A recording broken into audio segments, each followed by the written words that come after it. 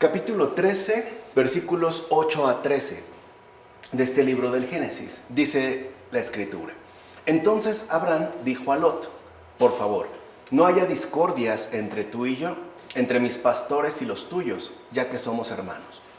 ¿No tienes todo el país ante ti? Sepárate de mí, te lo ruego. Si vas a la izquierda, yo iré a la derecha, y si vas a la derecha, yo iré a la izquierda. Lot alzó la vista y vio la vega entera del Jordán. Toda ella hasta Zoar era de regadío antes de que el Señor destruyera Sodoma y Gomorra, como el jardín del Señor, como el país de Egipto. Lot eligió para sí toda la vega del Jordán y se dirigió al oriente. Así se separaron el uno del otro. Abraham se estableció en tierra de Canaán y Lot en las ciudades de la vega, ocupando las tierras hasta Sodoma. Pero los habitantes de Sodoma eran perversos y pecadores empedernidos contra el Señor. Este es, digamos, ya como un avance más en torno al desarrollo que presenta esta nueva humanidad surgida después del diluvio y que a partir de Abraham adquirirá, digamos, un perfil muy particular y será encaminada por un rumbo distinto efectivamente a partir de Abraham. Entonces, como era de esperar, ante esta alternativa, pues Lot elige la tierra más fértil. O sea, Abraham prácticamente le da a escoger. A ver, tienes delante de ti toda esta tierra, ¿no? Escoge la que te parezca mejor. O sea, y el problema no es que la tierra sea fértil. El problema es que Lot la elige por sí mismo. Y esto es muy importante porque en efecto nos pone de manifiesto que Abraham no se deja llevar por lo que ve. O sea, no se deja cautivar por aquello que se le presenta ante la mirada de manera inmediata, sino que espera recibir de Dios mismo lo que le corresponda, aunque no lo vea. Aquí vemos este elemento central de la actitud de la fe.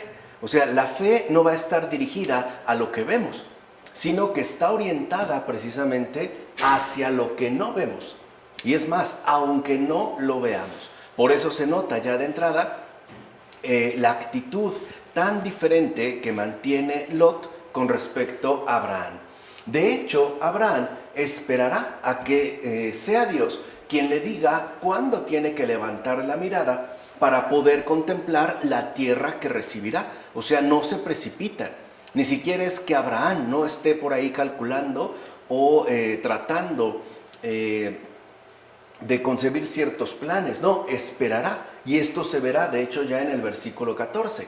O sea que lo concedido a Abraham no es una mera posesión, como ocurre con Lot, sino una visión que anticipa la experiencia de redención que ciertamente tendrán sus innumerables descendientes. O sea, lo que podríamos llamar en este caso el pueblo de Dios. Entonces vemos que hay una diferencia bastante notoria entre una posesión, o sea, aquello de lo cual pretendemos apoderarnos, ya sea por las ventajas que manifiesta o por los beneficios que nos puede llegar a reportar, y una concesión. O sea, una concesión es algo que en efecto Dios nos permite recibir a partir de su propia iniciativa. Entonces vemos cómo se establece ya de entrada un contraste bastante definido entre Lot y Abraham. De hecho, puede decirse que la devoción ha reivindicado para sí el primer lugar y por tanto el ornato de las virtudes. Ciertamente, el santo Abraham disfrutaba de la presencia de su sobrino, a quien mostraba un afecto paterno. Pero tiene lugar una disputa entre los siervos del sobrino y del tío.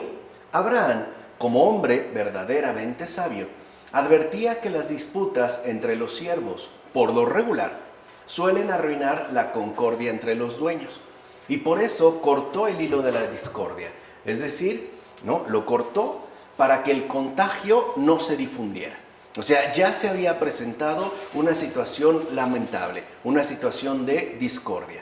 Bueno, en este caso, Abraham se comporta sabiamente, o sea, cortando de tajo esta discordia, precisamente para que no se extendiera incluso hasta el propio Lot y Abraham.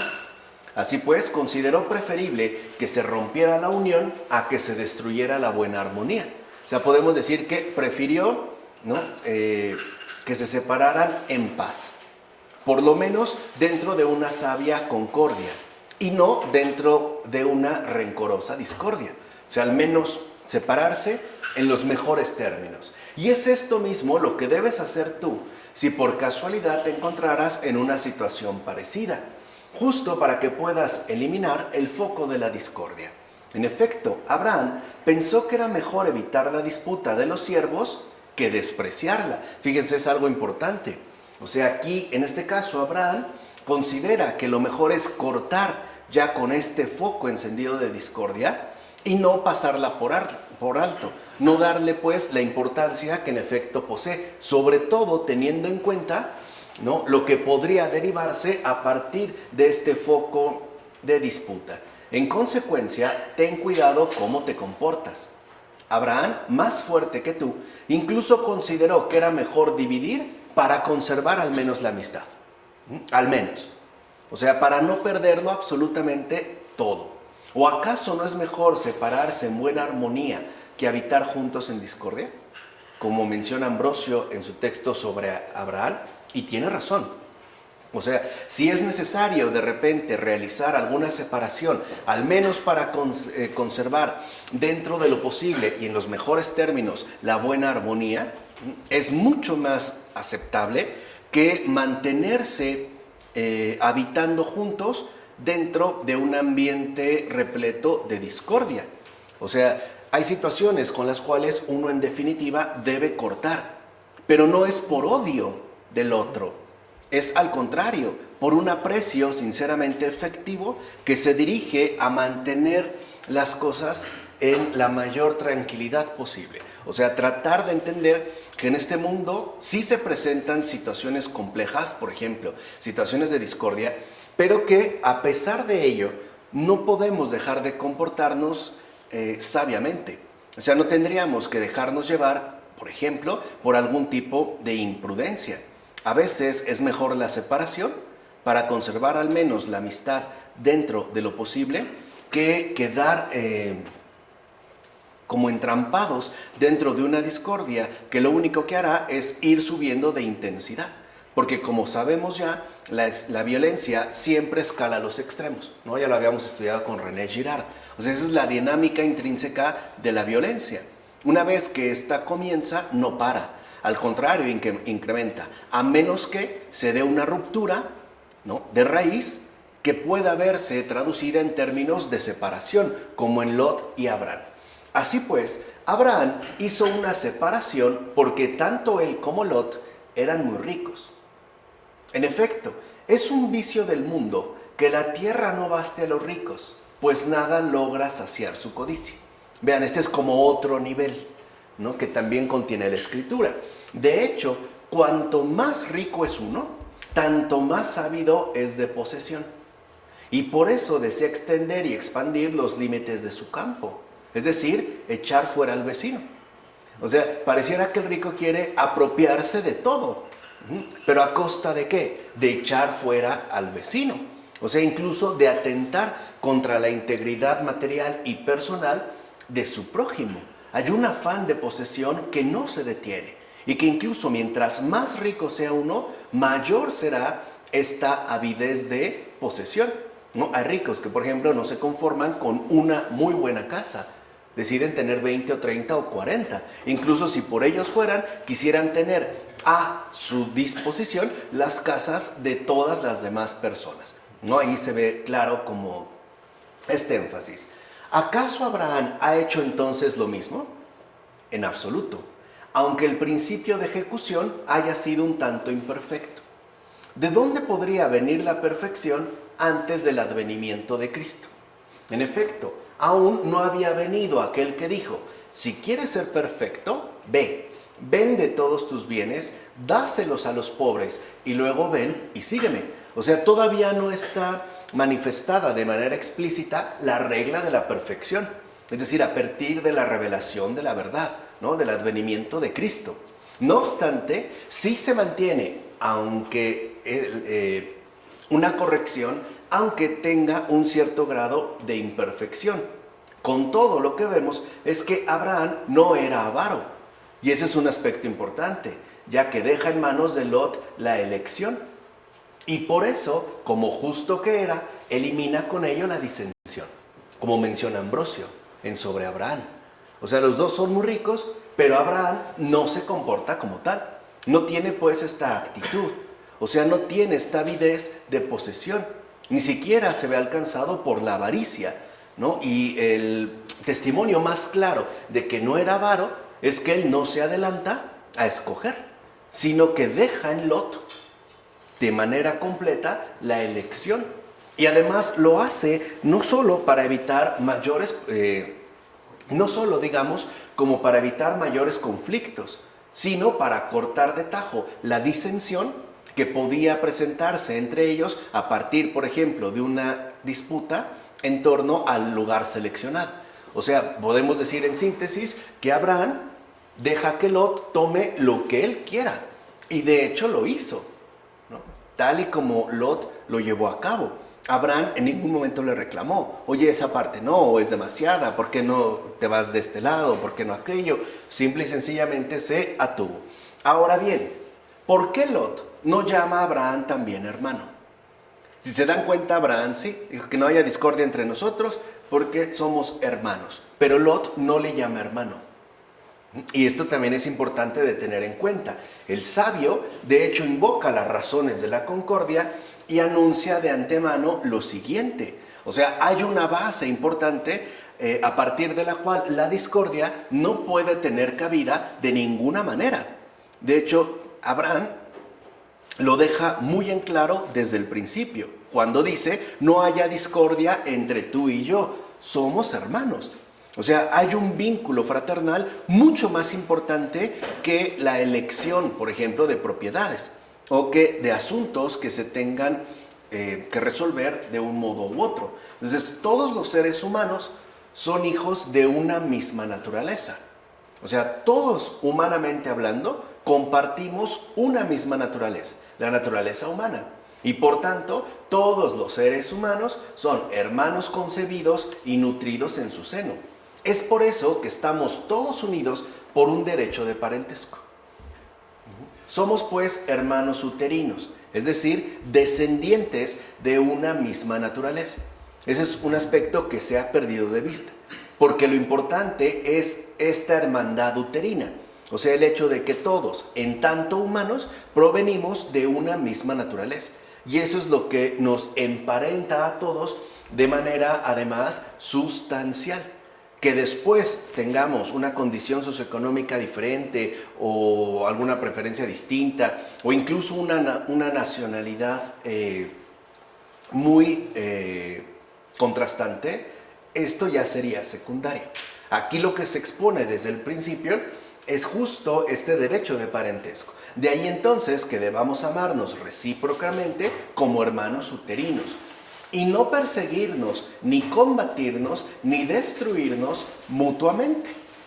Porque cuando nos perseguimos, nos combatimos, nos destruimos, en realidad lo que estamos haciendo es atentar contra la propia naturaleza que nos configura a todos y cada uno de nosotros. O sea, no estoy matando a un extraño, estoy finalmente atentando contra la propia matriz que me ha hecho surgir también a mí.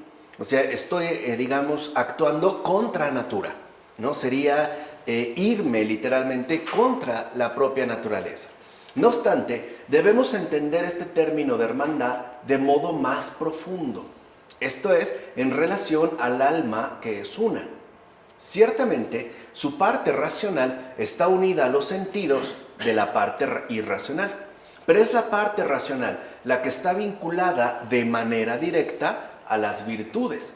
En consecuencia, los vicios y las virtudes del ser humano están asimismo vinculados por la necesidad fraterna. O sea, también están presentes dentro de nuestra propia constitución humana. En efecto, los vicios son carnales y las virtudes pertenecen al alma racional.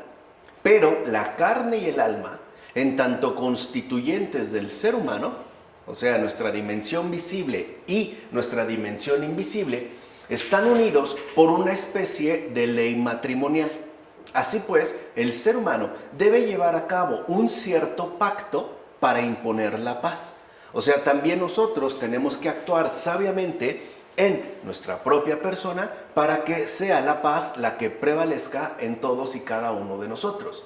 Sin embargo, como nadie era capaz de vencer la carne, vino entonces nuestra paz e hizo de los dos pueblos uno solo y derribó el muro de la división, destruyendo en sí mismo por medio de la cruz las enemistades, ¿no? Y aquí hay un rasgo importante, bueno, como lo hace este padre de la iglesia, citando la carta a los Efesios del apóstol Pablo. En nosotros parecen prevalecer ciertas enemistades. Por ejemplo, como ímpetu de la carne que parece oponerse al ímpetu del espíritu y al revés, ¿no? El ímpetu del espíritu que parece ciertamente ir en contra de las apetencias de la carne, o bien nuestra propia dimensión racional, que muchas veces se ve quebrantada por los ímpetus irracionales de nuestra corporalidad, y al revés, ¿no? Puede haber enemistad entre los vicios que más o menos tenemos desarrollados y las respectivas virtudes que más o menos también están presentes. Por eso el apóstol, con toda razón, se está refiriendo a San Pablo, se describe a sí mismo como hombre infeliz, ¿no? En la carta a los Romanos, precisamente porque padecía dentro de sí una gran lucha, que en todo caso no podía apaciguar. Feliz pues el que escapa de esta guerra y no es ya ni un extranjero ni un viajero, sino un conciudadano de los santos, es decir, un miembro de la casa de Dios. Solo estos miembros, aun encontrándose sobre la tierra, no están ya agitados por las cosas terrenas, como menciona Ambrosio en Sobre Abraham. O sea que no solo se referiría a estas realidades que acabamos de mencionar, sino también a esta enemistad presente en todos y cada uno de nosotros de manera personal. De tal manera que, en efecto, cada uno de nosotros tiene también sus propias luchas interiores. Por ejemplo, a veces saber que algo es lo mejor para mí y no obstante no es lo que quisiera realizar. O al contrario, ¿no? Tengo deseos de tal o cual cosa o de llevar a cabo tal o cual cosa, y mi razón me indica que no sería lo más recomendable y entran los conflictos, ¿no? Cada uno de nosotros estará pues inserto dentro de una lucha sumamente dura que no escaseará en tensiones muchas veces incluso bastante dolorosas. Pues bien, observa por tanto el grado extraordinario de la humildad de Abraham y asimismo contempla la cima de su sabiduría. En efecto, el anciano llama a su sobrino hermano y por tanto lo eleva a su misma dignidad sin pretender reservarse para sí algo especial. O sea, ni siquiera, digamos, lo rebaja o lo trata en términos de inferioridad, sino que por el contrario, manifiesta Abraham un trato a Lot caracterizado por el mismo rango de dignidad. O sea, le da un trato en igualdad. Es pues la humildad la gran amante de la tranquilidad y la quietud. O sea, lo único que se opone a las mundanas disputas. Cuando no hay humildad, entonces lo que en efecto surge a continuación es la guerra. Son las tensiones. O bien porque el orgulloso considera que lo que él ha recibido, aunque sea mucho, es demasiado poco. O bien porque el rencoroso considera que el otro ha recibido más de lo que él obtuvo. Y que se genera ahí un conflicto. O sea, solamente la humildad es la que en efecto permite que emerja la tranquilidad y la quietud, no solo en uno mismo, sino también con respecto a la relación con los demás. De hecho, la humildad incluso estima más la simple soledad que el mundo. Por eso, cuando Abraham contempló que los pastores disputaban, de inmediato intentó sofocar el fuego encendido de la rivalidad. En consecuencia, de la forma más clara enseña a todos con su sabiduría y ejemplo la grandeza de su virtud para que la imiten, como menciona Juan Crisóstomo en sus homilías sobre el Génesis. Y esto es muy importante porque en efecto la figura de Abraham es una fuente de enseñanza para todo creyente, o sea, para todo discípulo de Cristo, para toda persona de fe. Y aquí nos muestra que la fe no solo se reduce a una especie de devoción privada, ¿no? Que estaría caracterizada por la oración intensa y por todo, digamos, las rutinas religiosas que podemos llevar a cabo. No, en realidad la fe está siempre en relación con el acontecer ordinario de nuestra propia vida. O sea, no es algo pues que se reserve a un espacio privado de devoción individual, sino que incluso, ¿no?, se ve operativa al momento de intentar sofocar rivalidades que se han hecho presentes. O sea, la fe nos ayuda a ordenar y a mantener recta, ¿no?, nuestra vida en todas y cada una de sus dimensiones. Esto es muy importante de tener en cuenta. O sea, el hecho de que veamos cómo en Abraham se nos da esta gran enseñanza para que en efecto tengamos un modelo, ¿no?, seguro al cual acudir, incluso, como dice Juan Crisóstomo, imitar. Por otra parte, aunque tengamos opiniones diferentes a la de nuestros familiares, nunca hemos de pleitar. En efecto, ¿cómo puede ser razonable que hombres que son hermanos, que comparten la misma naturaleza, el mismo vínculo de parentesco y que además van a vivir próximos, caigan en una disputa cuando más bien debían estar al frente de los demás como maestros de moderación, mansedumbre y entera sabiduría?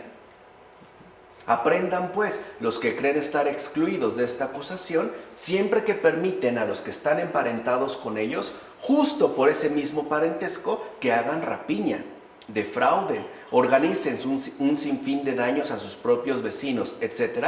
Y pese a todo, ratifiquen con complacencia esta reprobable actitud.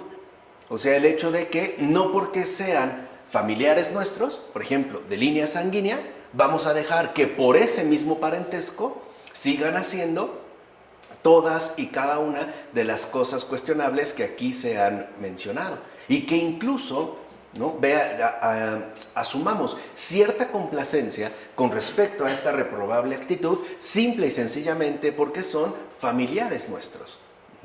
Entonces lo que vemos es que, si bien es cierto, no hay que pleitar, tampoco hay que condescender a los comportamientos que realicen aún nuestros seres más próximos. Por ejemplo, los hijos, los padres, los tíos, los sobrinos o aquellas personas hacia las cuales pues hemos desarrollado, sea por la razón que sea, un gran afecto.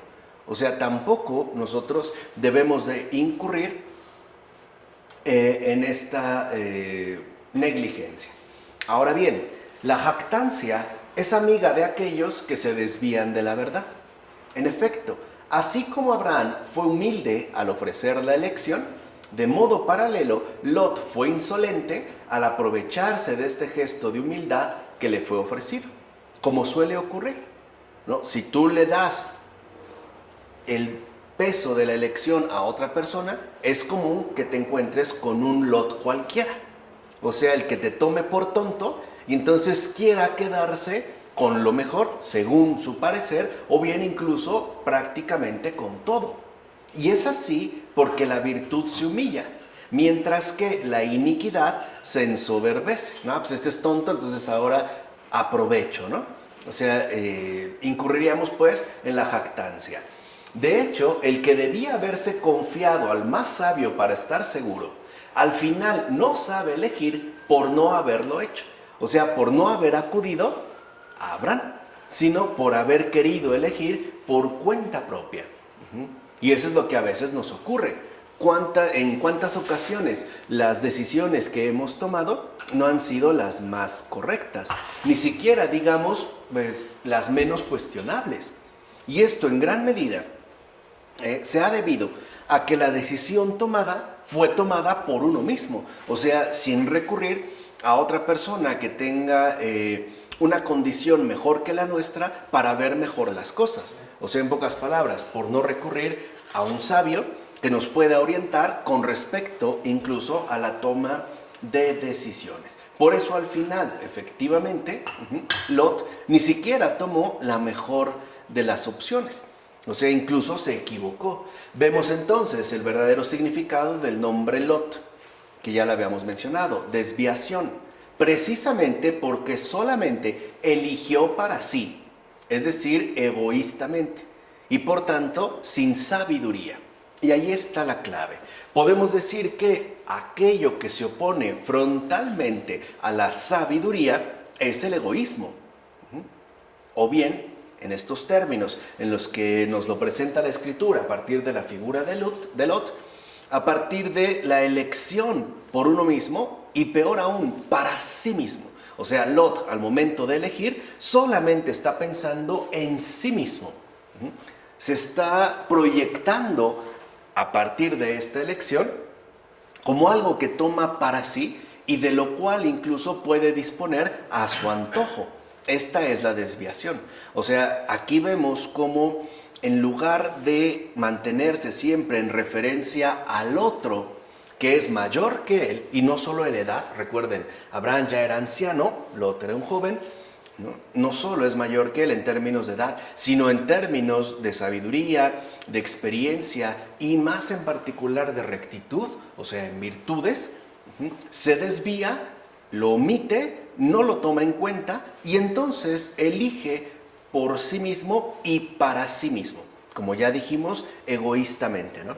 Y es lo que refleja en este caso la ausencia de sabiduría en el comportamiento de Lot y por tanto en su respectiva elección. Algo que, dicho sea de paso, en el mundo contemporáneo también se sigue realizando, aunque de manera mucho más intensiva. Me refiero a esta desviación. Porque, por ejemplo, al tratar de tomar decisiones importantes, ya no acudimos a los ancianos. O sea, ya no tomamos en cuenta a nuestros mayores. Es más, prácticamente ya no tomamos en cuenta a nadie, ¿no? Es algo muy común, y con ello quiero decir muy moderno, decir que yo hago lo que quiero o que yo decido lo que se me da la gana y que nadie tiene que intervenir, por ejemplo, en mi toma de decisiones. Y ahí es donde aparecen las contrariedades. O sea, esta serie de desviaciones que al final terminan perjudicando no solo nuestra propia vida, sino principalmente la vida de muchas otras personas. En efecto, Dios ha puesto delante de nosotros el bien y el mal para que cada uno elija lo que quiera. Así pues, no elijamos lo que en apariencia es más placentero, sino lo que realmente es mejor. Y ahí hay como un criterio muy importante de sabiduría.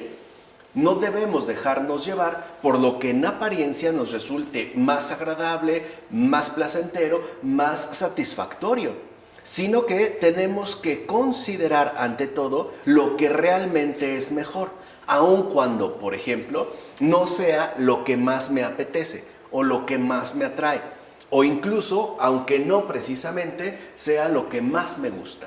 No vaya a suceder que habiendo tenido la posibilidad de elección para seguir lo que es preferible, levantemos precipitadamente los ojos y seamos atraídos por la falsa belleza, tal y como ocurrió con Lot. Él se desvió según su nombre, es decir, dejó en la sombra la verdad de su naturaleza y miró para otro lado, como dice Ambrosio en Sobre Abraham. Veamos además lo siguiente. Los habitantes de Sodoma, como se ha mencionado en los versículos que leímos al principio, eran perversos. Entonces, ¿qué se nos quiere decir y revelar a través de tal designación? O sea, ¿qué significado posee este término de perversos? Este asunto no es de menor importancia en el designio providencial. De hecho, se nos da para que advirtamos que es la dureza áspera de los pecadores lo que empuja a Dios a castigarlos.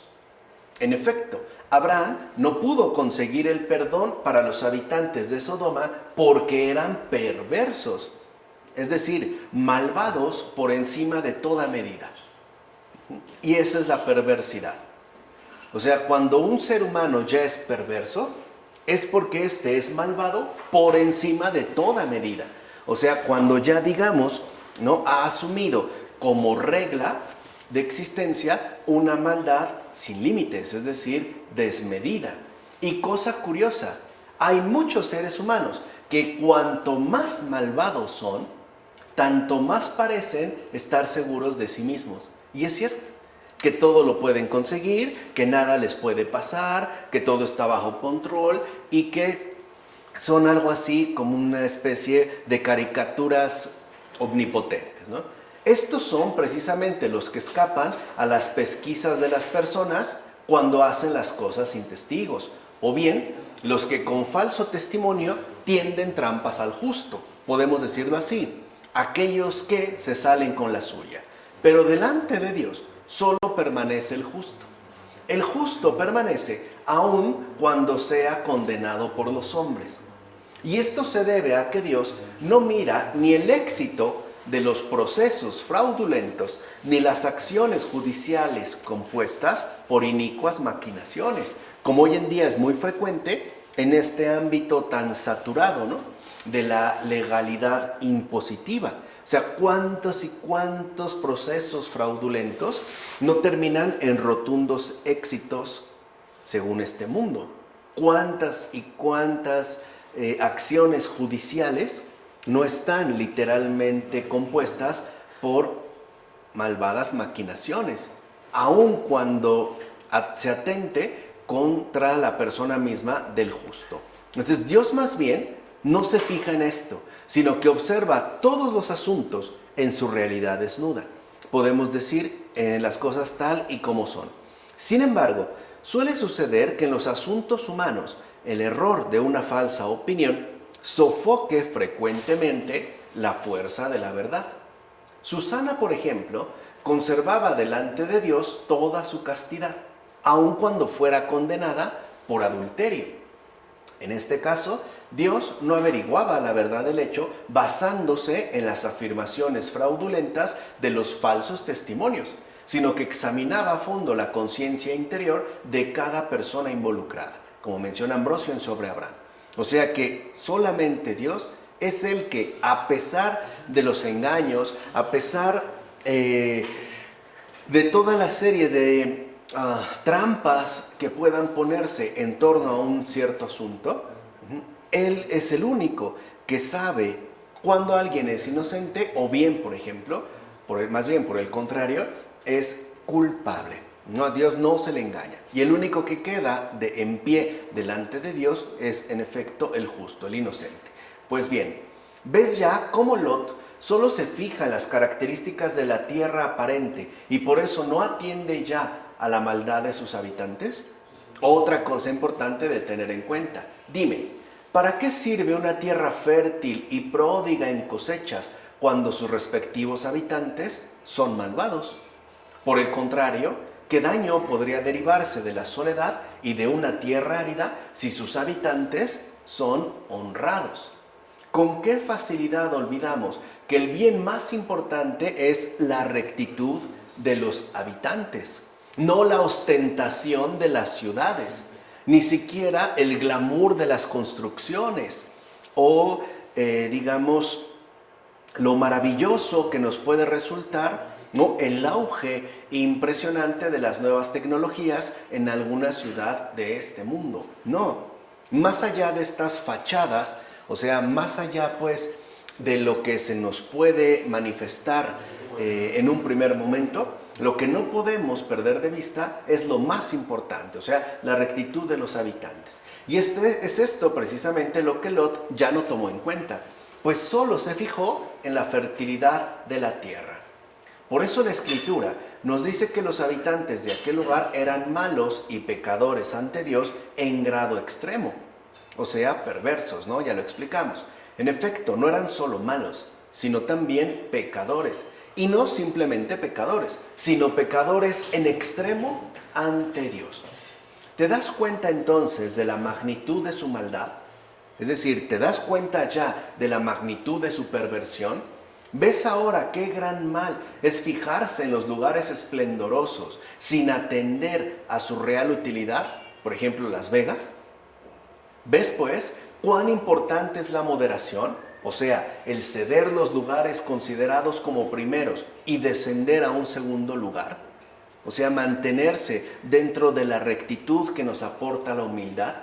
He aquí la enseñanza que se obtiene. Vemos que el que escogió el mejor sitio no obtuvo de allí ningún beneficio. En cambio, quien se quedó con lo peor llegó a brillar más día con día.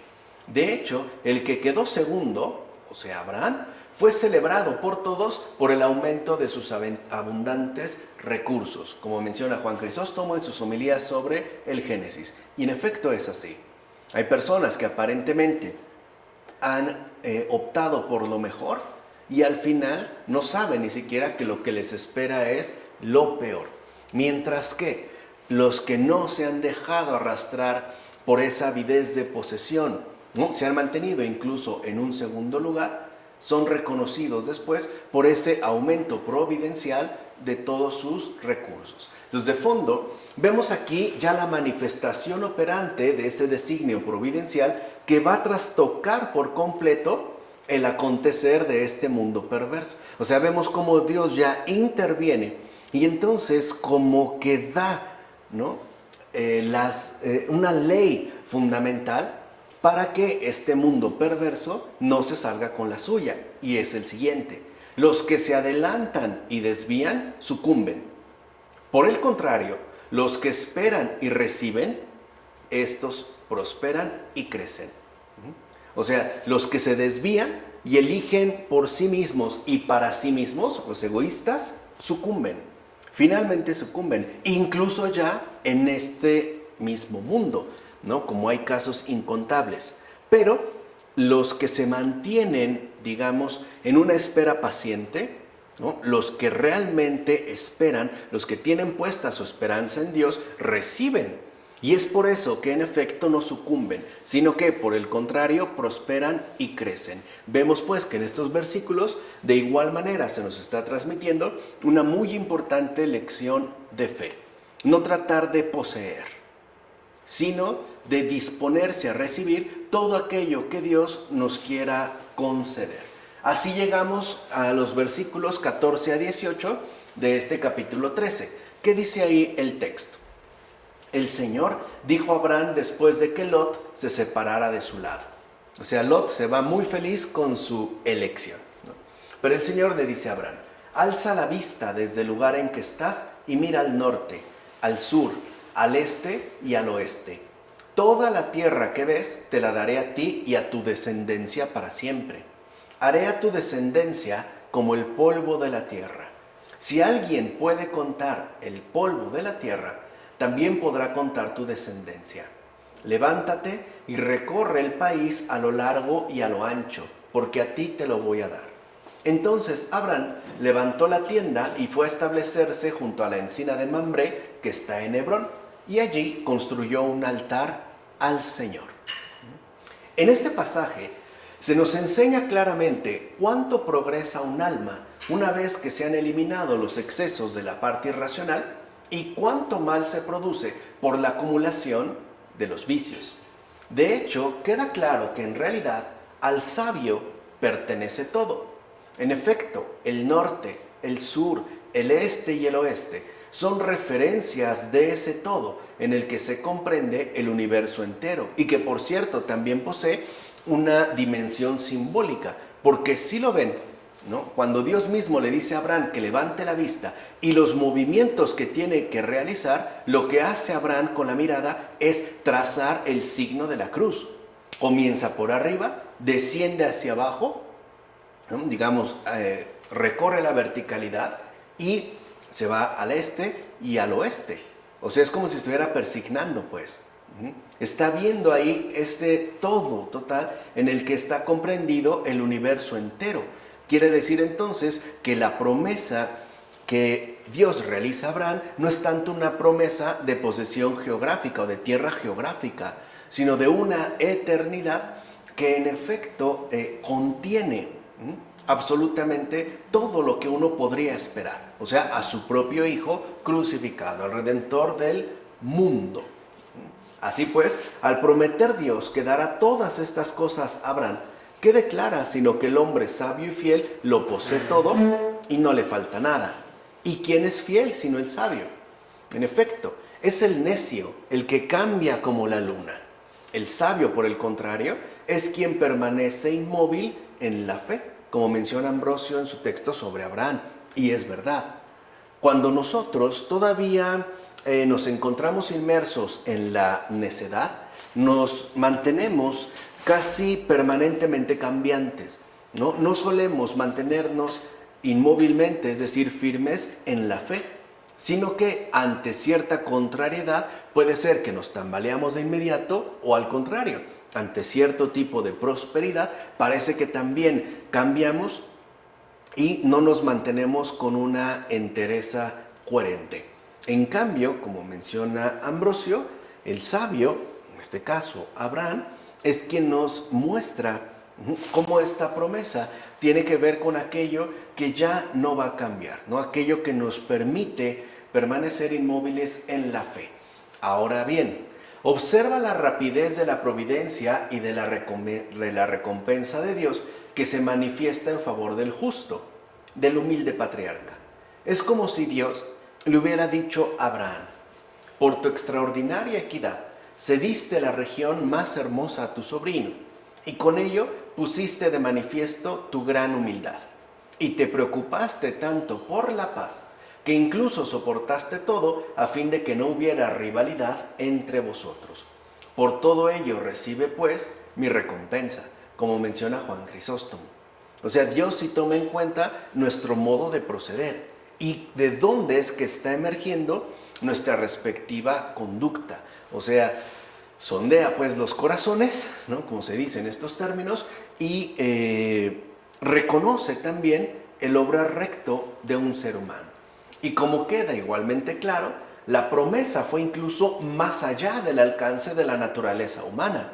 En efecto, Dios le prometió hacerle padre a una edad ya muy avanzada. Y pese a tantos obstáculos, asimismo Dios le prometió aumentar su descendencia en términos de una multitud que podrá igualarse al polvo de la tierra.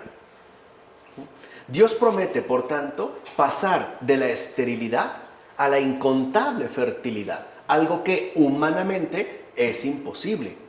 Dios estaba deseoso de poner de manifiesto con este ejemplo su divina abundancia, como menciona Juan Crisóstomo en sus homilías sobre el Génesis. Entonces, en efecto, Dios siempre está deseoso de manifestar su abundancia, su divina abundancia, su bondad en cada uno de nosotros. Pero esto dependerá en gran medida de la manera en la cual nosotros nos mantenemos en esta tierra. O sea, el hecho de que incluso su recompensa no solo se limita a un ámbito meramente terrenal, aunque también es cierto que lo contempla, o sea, también lo toma en cuenta, porque estamos en esta tierra, pero al mismo tiempo lo rebasa. De hecho, nos haría pasar incluso de una esterilidad real en la que nos podemos encontrar a una incontable fertilidad que de fondo ni siquiera seríamos capaces de saber cómo es que se produjo o cómo es que esto en nuestra vida sucedió.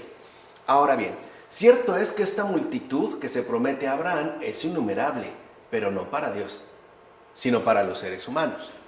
Por eso es más congruente comparar esta multitud de la arena de la tierra con las dos descendencias de Abraham, la israelita y la universal toda.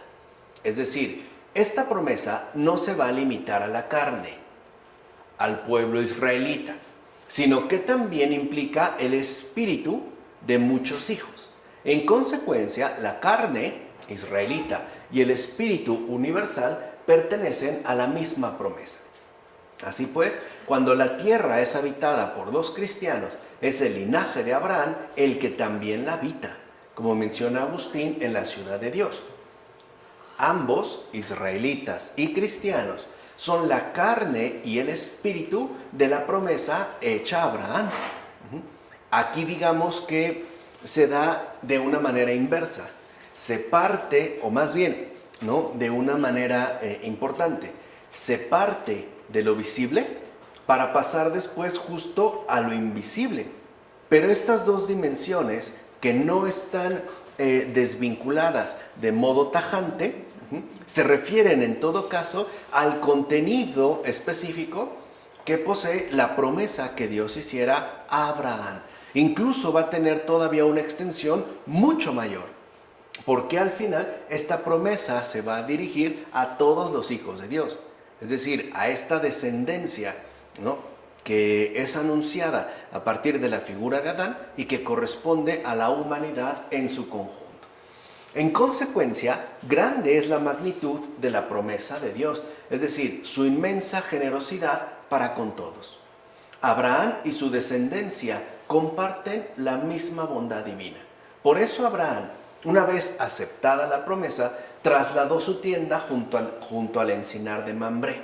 Observa pues su sensatez, observa su temple, es decir, cómo hace el traslado sin poner ninguna objeción y ni siquiera se irrita por trasladarse de un lugar a otro. Esto significa que Abraham no está ni sujeto ni aferrado a ninguna costumbre, algo que lamentablemente muchos sufren y por eso está libre de toda preocupación. O sea, no está aferrado ni siquiera al lugar al cual estaría vinculado de un modo u otro. Es completamente libre para desplazarse, ¿no?, de aquí para allá. O sea, no está condicionado, sino que se encuentra incluso libre de toda preocupación. Algo que, dicho sea de paso, ni siquiera los que se juzgan más doctos poseen. Quizá la situación les invitara a estos últimos, a los que se creen más doctos, ¿no?, a cambiar de lugar y tener que trasladarse a otro sitio, aunque fuera por un asunto espiritual. Lo más probable es que los encontremos aferrados a sus costumbres y por tanto que se inquieten o irriten por tener que realizar el cambio. Bien porque involucraría a lo mejor una serie de esfuerzos importantes, o bien porque no se encontrarían a gusto en ese entorno completamente distinto. Quizá lo harían, sí, pero con gran dificultad, pero no el justo Abraham. En efecto, desde el principio él mantiene su sensatez y como peregrino y extranjero que en verdad es, cambia sin dificultad un lugar por otro. De hecho, en todo momento se esfuerza por mostrar a través de sus acciones su actitud de amor hacia Dios, como menciona Juan Crisóstomo en sus homilías sobre el Génesis. Y así llegamos ya al capítulo 14 de este libro del Génesis, versículos 1 a 12. ¿Qué sucede ahí? Dice el texto: sucedió en tiempos de Amrafel, rey de Sinar, Arioc, rey de Elazar, Kedorlaomer, rey de Elam, y Tidal, rey de Goim, que hicieron la guerra a Bera, rey de Sodoma, a Birsá, rey de Gomorra, a Sinab, rey de Adma, a Semeber, rey de Seboim, es decir, el mar de la sal. Durante 12 años habían servido a Kedorlaomer, pero el año 13º se rebelaron. El año 14º vino Kedorlaomer con sus reyes aliados y derrotaron a los refaitas en Astartot Carnaim, a los susitas en Am, a los semitas en Sabé Kiriataim y a los joritas en las montañas de Seir, hasta el Parán, que está junto al desierto. Luego volvieron y llegaron a En-Mispat, es decir, a Cades. Sometieron todo el territorio de los amalecitas y también a los amonitas que habitaban en Hasazón Tamar. Entonces salieron el rey de Somorra y el de Gomorra, el rey de Adma, el rey de Seboim y el rey de Belá, es decir, de Zoar, y presentaron batalla en el valle de Sidim a Kedorlaomer, rey de Elam, a Tidal, rey de Goim, a Amrafel, rey de Sinar, y a Arioc, rey de Elazar. 4 reyes contra 5. En el valle de Sidim había muchos pozos de asfalto, y cuando huían los reyes de Sodoma y de Gomorra, cayeron en ellos. Los demás huyeron a la montaña. Se apoderaron de toda la riqueza de Sodoma y de Gomorra, con todas sus provisiones, y se fueron. También se apoderaron de Lot, el sobrino de Abraham, y de sus riquezas, pues habitaba en Sodoma, y se fueron. No pasemos por alto estas palabras, por ejemplo, creyendo que el relato no tiene ningún interés. De hecho, con toda intención la Escritura nos relata todo con precisión, precisamente para que conozcamos la fuerza de esos pueblos extranjeros, cuánta valentía mostraron, con cuánta vehemencia se precipitaron a la guerra y cómo fue que ahuyentaron a los pueblos que allí habitaban. Y así como un torrente crecido arrastra todo a su paso y lo destruye, así estos bárbaros, al caer sobre esos pueblos, los aniquilaron por completo. Pero quizá alguno podría decir: ¿de qué me sirve conocer la fuerza de los bárbaros? No en vano la Escritura nos narra todo esto, ya que su propósito consiste en que con un juicio previo recordemos tal valentía, y así, yendo a la enseñanza por delante, conozcamos el extraordinario poder de Dios y la virtud del patriarca Abraham, como menciona Juan Crisóstomo en sus homilías sobre el Génesis. Dicho brevemente, en estos versículos, que nos pueden parecer de cierta manera un tanto irrelevantes o extraños, etc., se nos enseña que en este mundo se desatan fuerzas poderosas que ciertamente intimidan y destruyen, que incluso amenazan con arrasar todo lo que encuentren a su paso. Pero Dios no nos abandona jamás. O sea, esa es como la enseñanza fundamental de estos versículos. Repito, aquí, o a través de estos versículos, se nos enseña que en este mundo efectivamente se desatan fuerzas poderosas que intimidan y destruyen, que amenazan con arrasar salvajemente, bárbaramente, todo lo que encuentren a su paso. Pero Dios no nos abandona jamás. Y estas fuerzas poderosas, malévolas, no solo se refieren a situaciones materiales, también pueden ser olas intelectuales que buscan destruir, intimidar, o a cualquier otro fenómeno que en efecto presenta un cierto poder. Además, aquí también se nos enseña lo dañosos que son los vicios que se añaden a la ligereza. En efecto, los 5 reyes mencionados son los 5 sentidos del cuerpo: la vista, el olfato, el gusto, el tacto y el oído. Y los 4 reyes son las seducciones del cuerpo y del mundo, ya sea que se trate de la carne o de este mundo. Tales seducciones están compuestas de 4 elementos. Y justamente son llamados reyes porque el pecado, fíjense qué importante, posee su propia soberanía. O sea, el pecado posee su propio gran reino.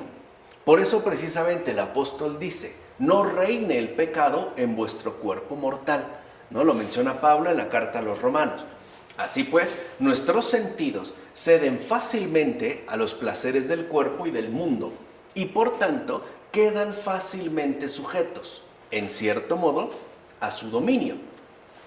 Ciertamente, los placeres del cuerpo y los atractivos de este mundo solo son vencidos por una mente espiritual unida a Dios y por tanto totalmente separada de las cosas terrenas.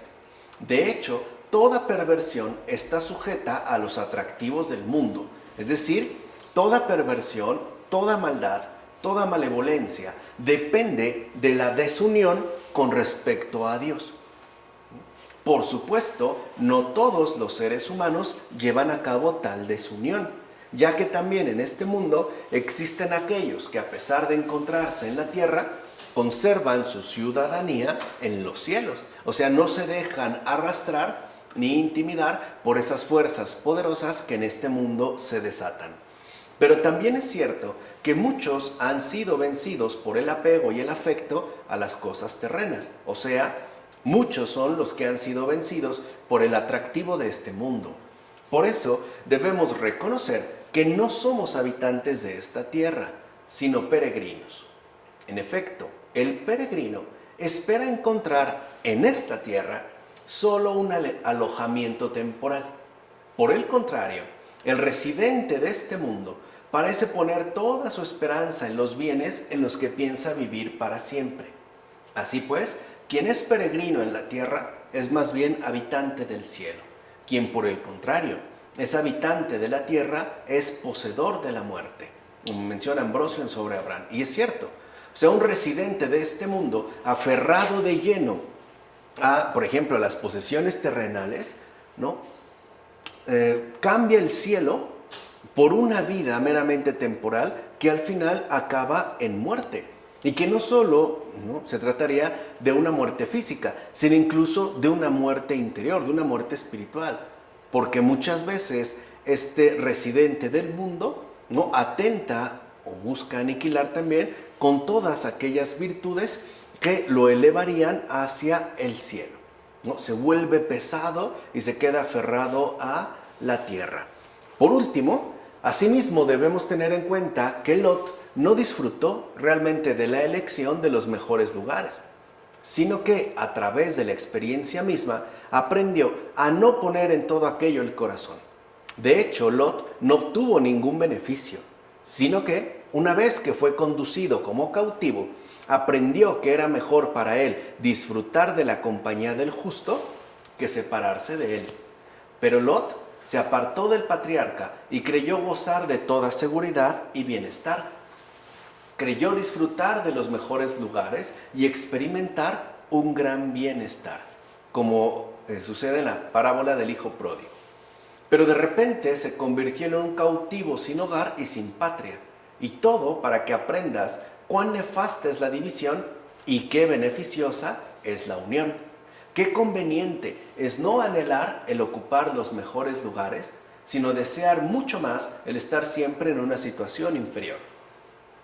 ¿No habría sido mejor para Lot permanecer en compañía del justo y aceptarlo todo sin romper la unión inicial que había entre ellos, que el estar más bien apartado y a pesar de haber escogido los mejores lugares, verse de repente tan acosado de peligros y sometido a la cautividad de poderes bárbaros? Como menciona Juan Crisóstomo en sus homilías sobre el Génesis, evidentemente sí. En lugar de la cautividad de poderes bárbaros, o sea, en lugar de la cautividad en este mundo, es mejor permanecer siempre como peregrino y por tanto como un real habitante de los cielos. Pasamos ya a los versículos 13 a 16 de este capítulo 14.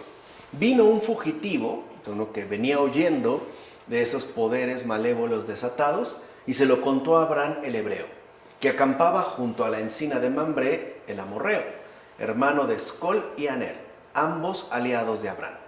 Cuando Abraham oyó que su sobrino había sido apresado, reunió a su gente, a los nacidos en su casa, en total 318, y salió en persecución hasta Dan. Cayó con su gente sobre ellos por la noche y los derrotó.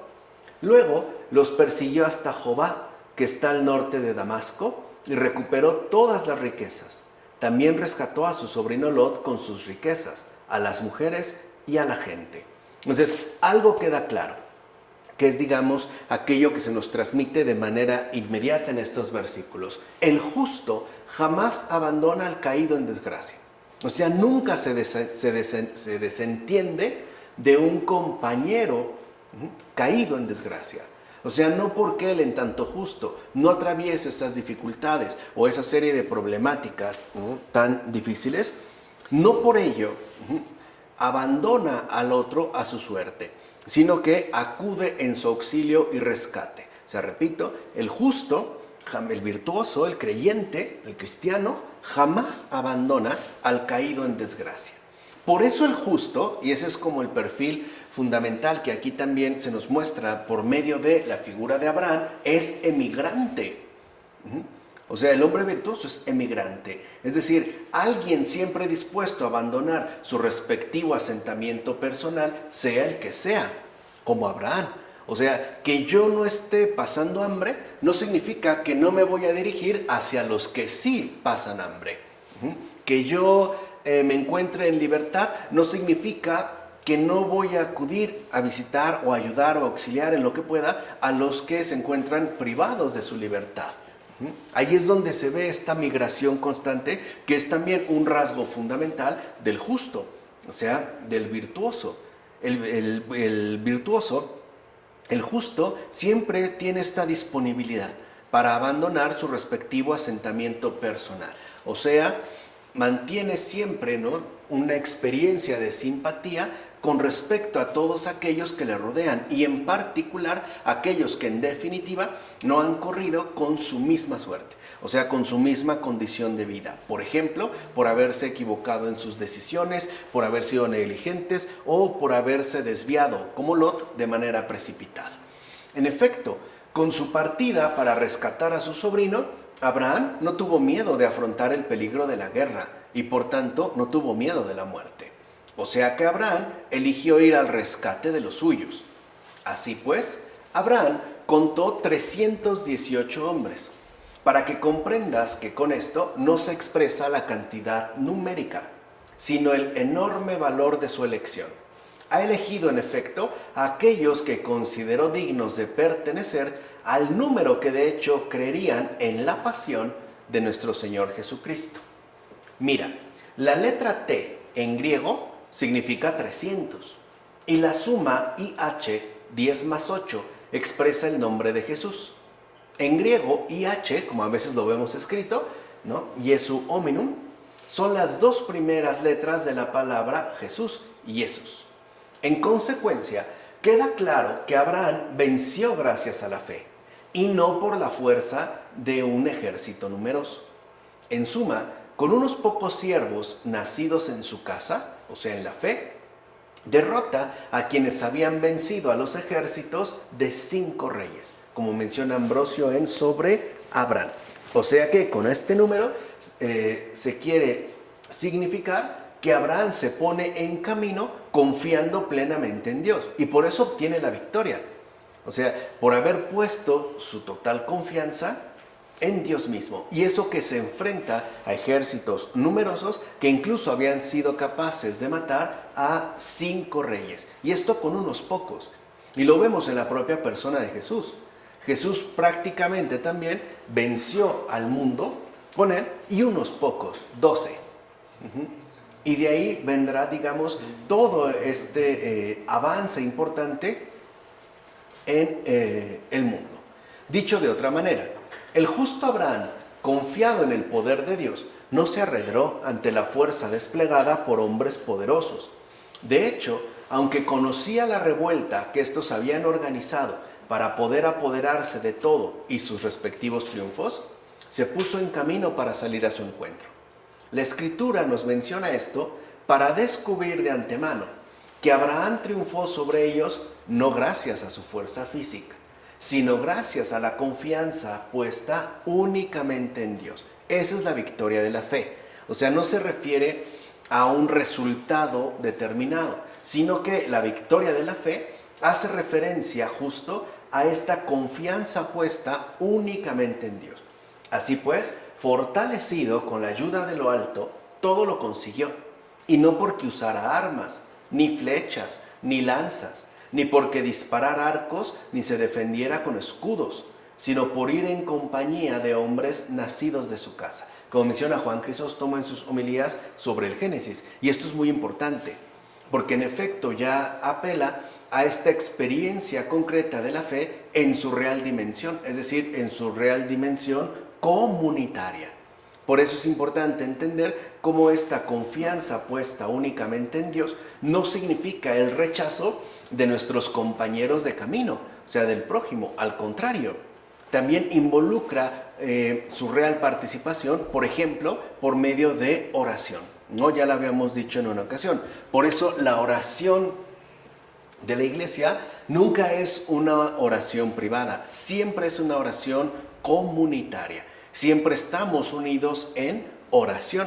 Algo que, por ejemplo, a lo mejor en el mundo contemporáneo, dadas las actuales circunstancias, ¿no?, se ha puesto de manifiesto cuando hacen las llamadas cadenas de oración. En realidad no es una cadena, no es algo que te somete o que te esclaviza, es más bien una convocatoria, ¿no?, de comunión para poder mejorar o atravesar tal o cual asunto por las intenciones de una persona o por la situación quizá difícil que se esté atravesando en alguna parte del planeta. Entonces, como en efecto lo mencionamos, esto último es muy importante, ya que nos recuerda que los triunfos de la fe no se dan en solitario, sino en compañía de la comunidad creyente. Esto es algo esencial que hoy quizá hemos olvidado. Repito, ¿no?, los triunfos de la fe no se dan en solitario, o sea, no depende de la cantidad de rezos que realicé o del número de rosarios que recité, etc. No, los triunfos de la fe solo se dan en compañía de la comunidad creyente. O sea, en síntesis, la fe no es un acto en solitario, sino una acción en común. Eso es la fe, una acción en común. Por eso es la iglesia, porque la iglesia no es un hecho aislado, sino una acción en comunión, que además está firmemente basada en la persona de Jesús, ¿no?, del Señor. O sea, aquí entendemos algo fundamental. Repito, que la fe no es un acto en solitario, sino una acción en común. De hecho, la victoria de la fe únicamente se da a partir de la intervención de los nacidos en casa del Señor, es decir, de los miembros de la iglesia en comunión. Por eso es tan importante que comprendamos qué significa esto de el poder de la oración. O sea, no es algo que uno realice de manera individual, ¿no?, por medio de muchos esfuerzos. No, en realidad la fuerza de la oración proviene de su esencia de comunión. Es ahí donde brota efectivamente, ¿no?, o de la victoria de la fe, o sea, los triunfos de la fe. Pues bien, como hemos escuchado, Abraham contó 318 siervos suyos nacidos en su casa y los persiguió hasta Jobá. Este nombre, fíjense, Jobá significa vida. Y como está también mencionado, Jobá está situada a la derecha de Damasco. No olvidemos que los corderos están a la derecha, mientras que los cabritos están a la izquierda. Así pues, la persona ejercitada en la fe sabe muy bien qué soldados ha de elegir para realizar una batalla, con qué armas habrá de dotarlos y con qué banderas tendrá que guiarlos. De hecho, tal persona no lleva por delante figuras de águilas ni de dragones, como se acostumbraba en la antigüedad, sino que marcha a la batalla con la cruz de Cristo y en el nombre de Jesús. ¿Se acuerdan que era como la visión fundamental que tuvo, o la visión esencial que tuvo Abraham en cuanto Dios mismo le dijo que levantara la mirada, ¿no? Es decir, fuerte con este signo y fiel con esta bandera. Con razón, cabe definir como persona ejercitada en la fe, es decir, en la pasión del Señor, a la que ha acogido por entero la sabiduría del justo. A esta persona. Ciertamente, la justicia es solícita para corregir.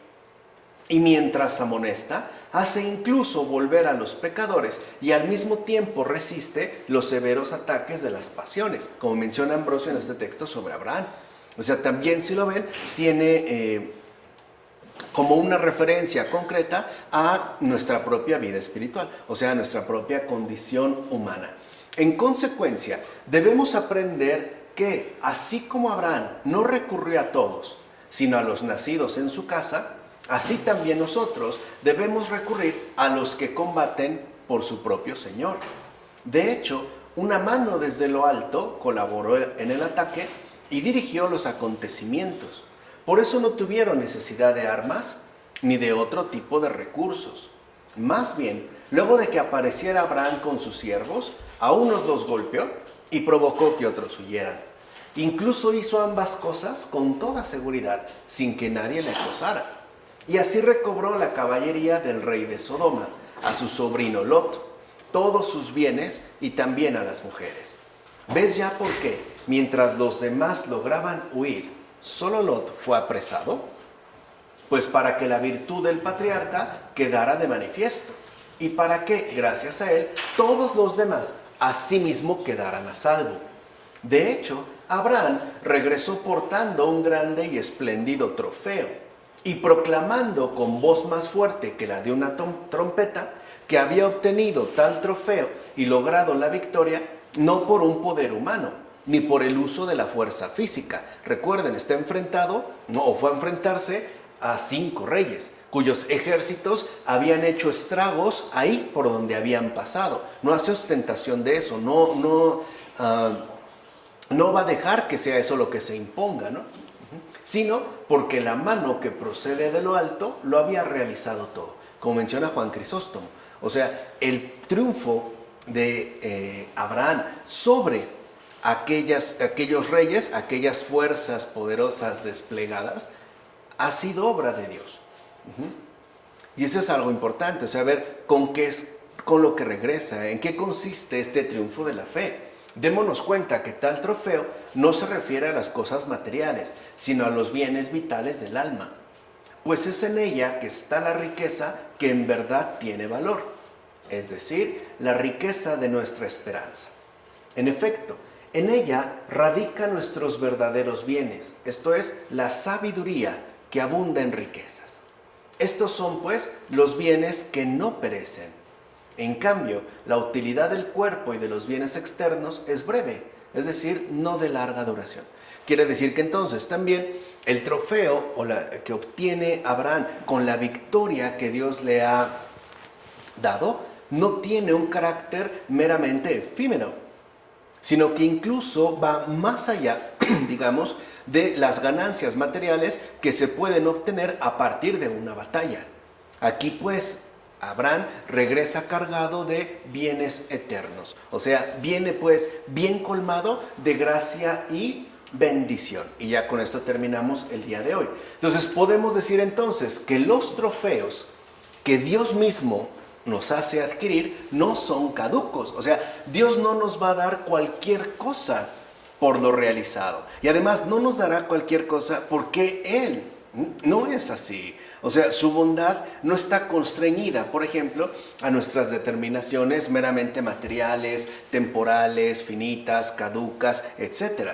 O sea, no, lo que realmente Dios nos ofrece en tanto trofeos, en tanto recompensas, no tiene que ver con la mera temporalidad transitoria, sino que, en todo caso, lo que Dios nos concede es aquello que posee un valor realmente eterno.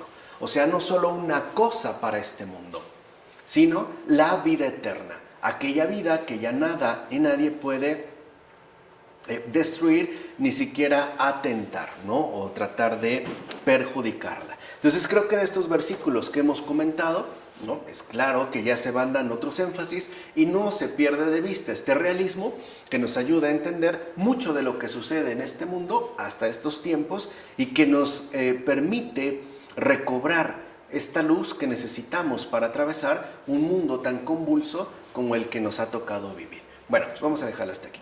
En nombre del Padre, del Hijo, del Espíritu Santo. Amén.